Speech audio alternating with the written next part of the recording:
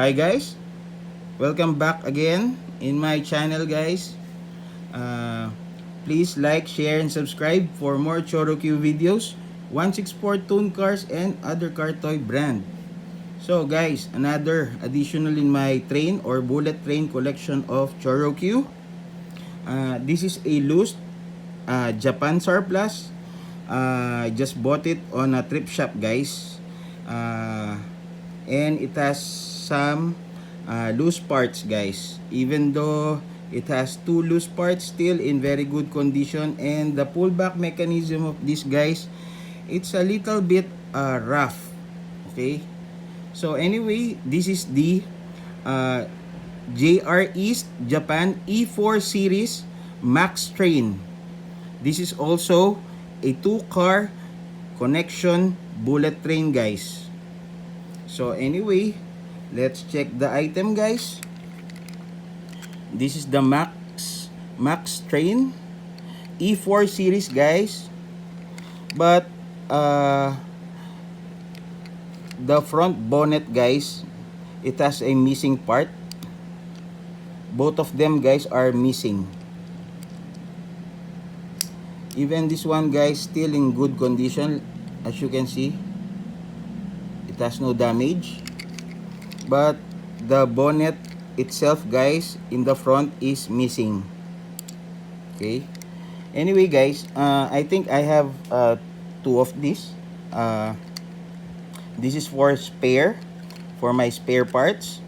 So I just bought this one, even though it has a missing front end guys. The bonnet still in very good condition for me. And this is a second hand. And at the bottom guys, as you can see, E4 with an arrow.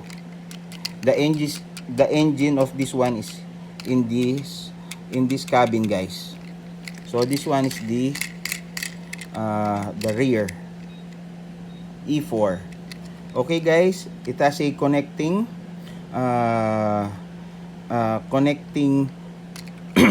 parts in the middle guys.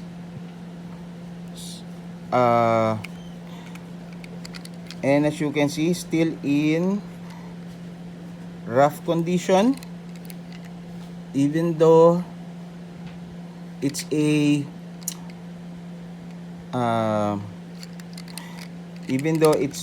still complete guys. Anyway, let's see the pullback mechanism of this guys. It has still damage.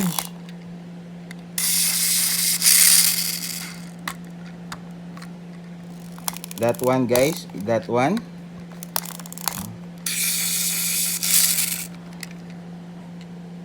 It's made in China guys, and 2005 release of Choro. So anyway guys, still this is a Max train E4 series guys of JR East Japan. It's a 2-car connecting bullet train guys, produced by Choro, and this one is the standard size. But even though it's a used second hand, still in good condition. And even though it has a missing parts, still additional in my collection guys. Again, this is a Japan surplus second hand, standard size. That's it guys.